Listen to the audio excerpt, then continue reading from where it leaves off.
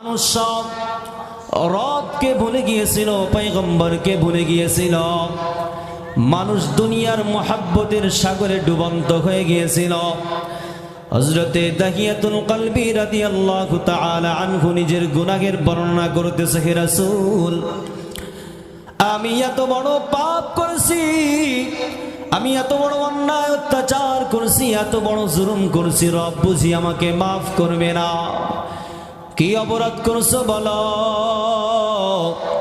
হযরতে দাহিয়াতুল কলবি এবার চোখের পানি জড়ায় জড়ায় কান্না করি আর বলে, হে রাসূল, এই যুগে জাহেলিয়াতের যুগে মানুষ যখন তার ঘরের ভিতর কন্যা সন্তান জন্ম হইত, মানুষ কন্যা সন্তানকে মোটেও কোনো মূল্যায়ন করত না, যার কারণে কন্যা সন্তান হওয়ার সঙ্গে সঙ্গে জীবন্ত জিন্দা দাফন করে দিত মাটির নিচে।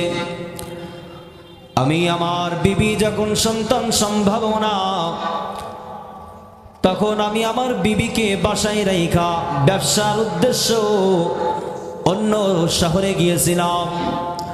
তখন আমি আমার বিবিকে নসিহত করে গিয়েছিলাম, বিবি শোনো, তোমার গর্ভে থেকে যদি দুনিয়ার বুকে যদি কোনো পুত্র সন্তান পদার্পণ করে তাহলে তো ভালো, আর যদি পুত্র সন্তান না হয়ে কোনো নারী জন্মগ্রহণ করে তাহলে তুমি আমার ওই মেয়ে সন্তানটাকে জিন্দা দাফন করে দিও, ওকে বাঁচা রাখিও না। এই নসিহত করে দাহিয়াতুল কলবি বিদায় নিয়ে বিবির থেকে চলে গেল প্রবাসে, ব্যবসা করার জন্য চলে গেছে। 2-4 বছর পরে যখন বাসায় ফিরে আসছি, এদিকে ঘটনা কি ঘটছে জানো? হাদিসের ভিতর আসছে, ওই দাহিয়াতুল কলবির বিবির গর্ভে একজন নারী সন্তান জন্মগ্রহণ করেছিল। এই সন্তানের চেহারা এত সুন্দর, আরবি শব্দ জামিনুন শব্দের অর্থ হইল সুন্দর। ওর চেহারাটা দাহিয়াতুল কলবি অর্থাৎ বাবার চেহারার সঙ্গে একটা মিল ছিল। মা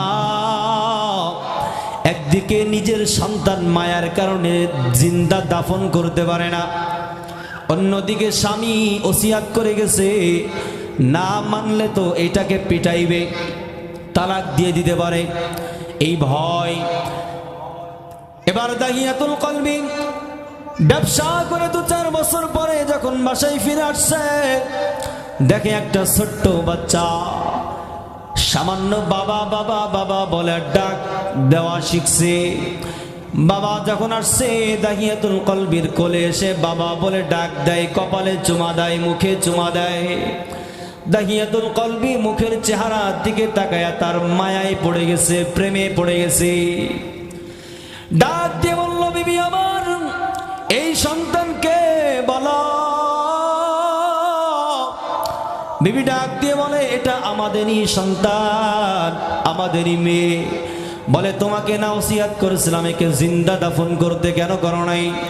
বলে, স্বামী আমার, আমি যখন এই মেয়েকে হত্যা করার জন্য সামনের দিকে অগ্রসর হই, তখন আমি ওর চেহারার দিকে তাকায়া তাকায়া দেখি আপনার চেহারার সঙ্গে একটা মিল আছে।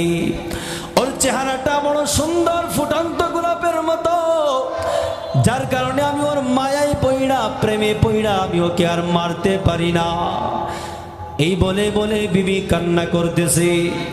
অন্যদিকে দাহিয়াতুল কলবির খাবার সামনে আগায়া দেয় মেয়েটা, পানি লাগলে পানি আগায়া দেয় ছোট্ট বাচ্চাটা।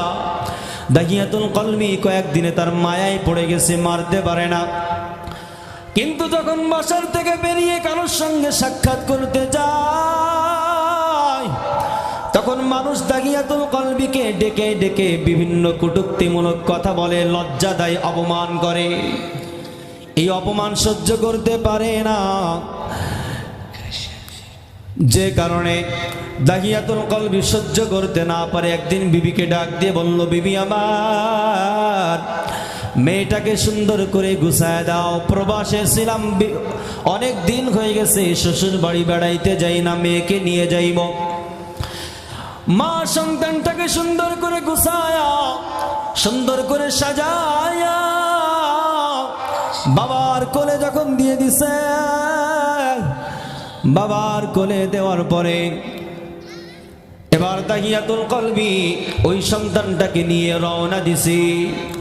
মেয়ে তো মায়ের সঙ্গে একবার না দুইবার না বারবার নানার বাসায় বেড়াইতে গেছে। ছোট্ট মেয়েটা বাবাকে ডেকে বলল, বাবা কোন পথ দিয়ে নিয়ে যাইতেছে? এদিক দিয়ে তো আমার নানার বাড়ি না, তুমি কোথায় নিয়ে যাও বলো।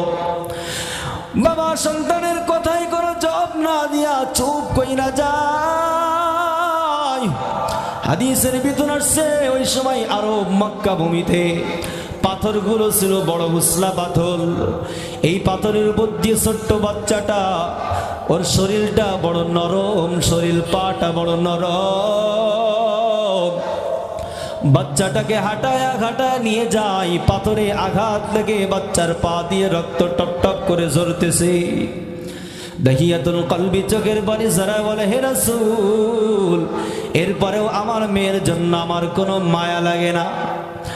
আমার মেয়ে একসময় দাপের ডাক দিয়ে বলল, বাবা আমি সহ্য করতে পারি না, আমি হেঁটে যাইতে পারবো না, আমাকে একটু কোলে নিয়ে যাও না রে বাবা। দাহিয়াতুল কলবি বলে, হুজুর ওই সময় আমার একটাই উদ্দেশ্য, আমি ওকে জিন্দা মারবো, ওর প্রতি আমার কোনো মায়া লাগে না। এক পর্যায়ে যখন আমি পাহাড়ে গিয়ে পৌঁছায় গেলাম, এবার আমি আমার সন্তানটাকে এক জায়গায় বসায় দিলাম। এবার আমি মাটি খনন করতেছি, প্রচন্ড রোদ। আমি যখন কবর খনন করতেছিলাম, প্রচন্ড রোদের তাপে আমার শরীরগুলা ঘামায়া যায়। আমার মেয়েটা দেখি দৌড়ে এসে নিজের জামার আঁচল দিয়ে আমার চেহারাটা মুছায়া দেয়। আর আমি বাবাকে ডেকে বলে, বাবা এই রৌদ্রের ভিতরে এত কষ্ট তুমি কেন করতেছো? না হয় আমি না খেয়ে থাকবো, তুমি এত কষ্ট করিও না। হুজুর আমার মেয়েটা জানে না আমি এই মাটিটা খনন করতেছি ওকে দাফন করার জন্য। আমার মেয়েটা দৌড়ে আইসা আমার শরীরতে ঘামগুলো মুছায় দেয়, আমার বড় মায়া লাগে। কিন্তু যখন চিন্তা করি ওকে যদি না মারি মানুষ আমাকে গালাগালি গালাজ করবে, অপমান করবে, আমি আর পারি না। এক পর্যায়ে মেয়েটাকে ধইরা আমি ওই কবরের ভিতরে জিন্দা যখন ফেলায় দিছি, হুজুর ওই কানের ওই আওয়াজটা আমার এখনো পর্যন্ত কানে বাজতে থাকে। আমি যখন ওকে ওই গর্তের ভিতর যখন ধাক্কা দিয়ে ফেলে দিছিলাম, আমার মেয়েটা তখন ডাক দিয়ে বলতেছিল, বাবা